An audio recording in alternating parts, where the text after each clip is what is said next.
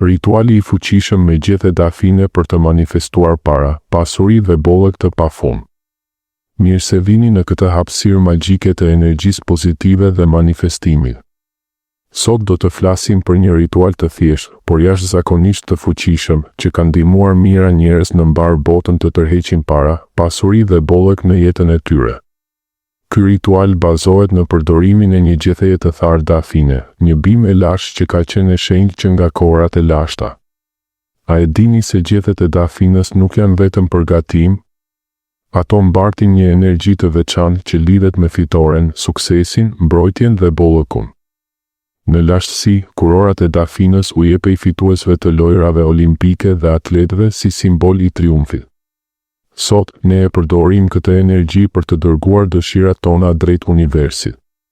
Ky ritual është i lehtë, nuk kërkon materiale të shtrenjta dhe mund ta bëni në shtëpinë tuaj, në çdo kohë që ndiheni gati. Por suksesi varet nga besimi juaj, nga qartësia e synimit dhe nga energjia pozitive që vendosni gjatë procesit. Nëse jeni gati të hapni dyert e bollëkut në jetën tuaj, uluni rehat, merrni një frymë të thellë dhe le të fillojmë këtë udhëtim të bukur bashkë. Mos harroni të pëlqeni videon dhe të abonoheni për më shumë rituale dhe praktika të manifestimit. 1. Materialet që ju duhen.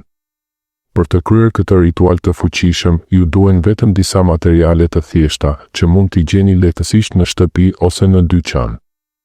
Le t'i shohim një nga një me kujdes, një gjethe dafine e tharë. Zgjedhni një gjethe të plotë, të thatë dhe pa dëmtime. Gjethet e dafinës janë të forta dhe mbartin aromë të veçantë. Nëse keni mundësi, zgjidhni një gjethe më të madhe që të keni hapësirë për të shkruar. Dafina simbolizon forcën, mbrojtjen dhe suksesin. Ajo është lidhur me perëndin Apollon në mitologjinë greke, ku përfaqësonte fitoren dhe qartësinë. Një stilolaps ose tush i zi ose jeshil. Sugjerohet të përdorni një stilolaps që shkruan mirë mbi sipërfaqe të thatë.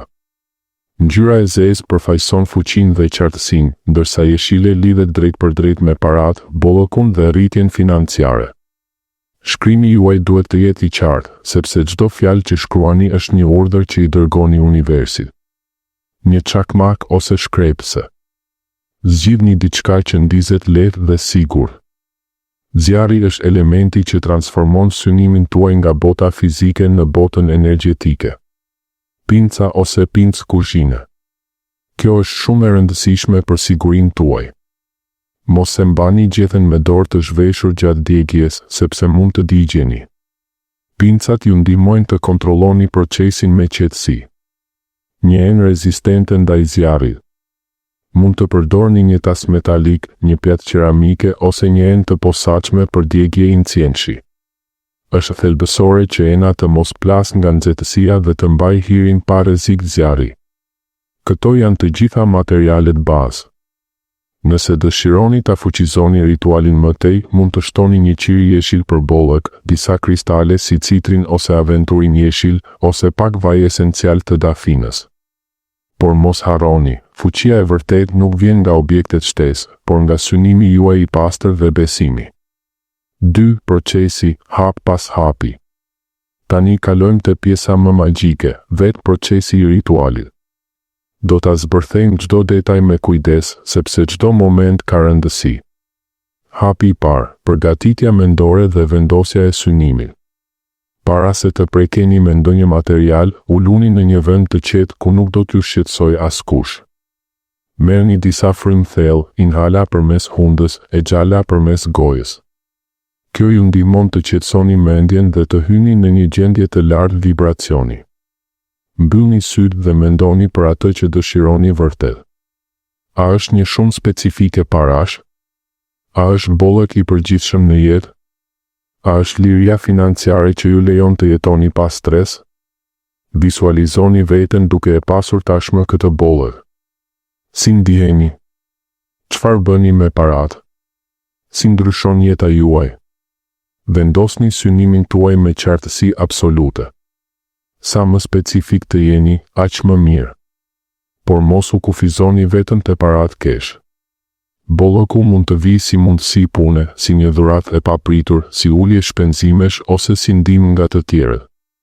Universi ka mënyra të pafundme për të realizuar dëshirat tona. Hapi i dytë, shkrini mbi gjethe. Merrni gjethen e dafinës në dorë. Ndjeni strukturën e saj, aromën e lehtë. Kjo gjethe tani do të bëhet kanavac për dëshirën tuaj. Me stilolapsin shkruani synimin tuaj. Shembuj, fjala bollëk me shkronja të mëdha. Emrin tuaj të plot dhe datëlindjen. Një shumë specifike si 500.000 lekë brenda 30 ditëve. Simbolin e dollarit ose euro së bashku me shifrën. Fraza si paratë rrjedhin lehtë drejt meje ose unë jam magnet për pasuri dhe mundësi. Shkruani me besim sikur tashmë po ndodh. Ndërsa shkruani, përsëritni në mendje ose me zë të ulët. Kjo është dëshira ime e sinqertë dhe unë e lëshoj atë me besim të plot drejt universit. Hapi i tretë, djegia i gjethes. Vendosni enën rezistente ndaj zjarrit para jush. Merrni pincat dhe mbajeni gjethen fort nga kënella.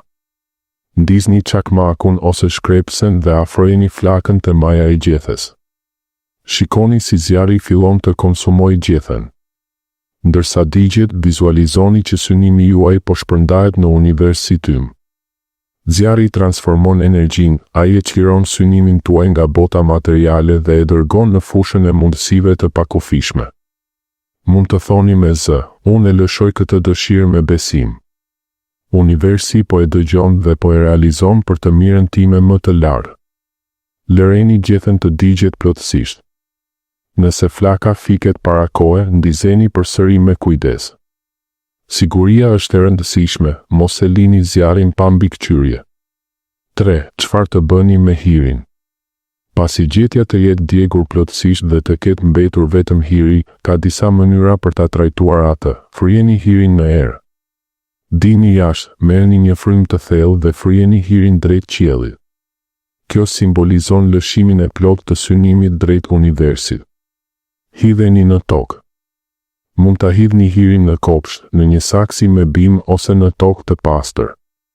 Kështu ja ktheni natyrës energjinë dhe lejon që bollëku të rrisë si një far. Mbajeni në një vend të sigurt për disa ditë nëse doni të përforconi energjinë, por zakonisht lëshimi është më i fuqishëm. Çfarëdo që zgjidhni, bëjeni me mirënjohje. Falenderojeni universin, dafinën dhe zjarrin për bashkëpunimin.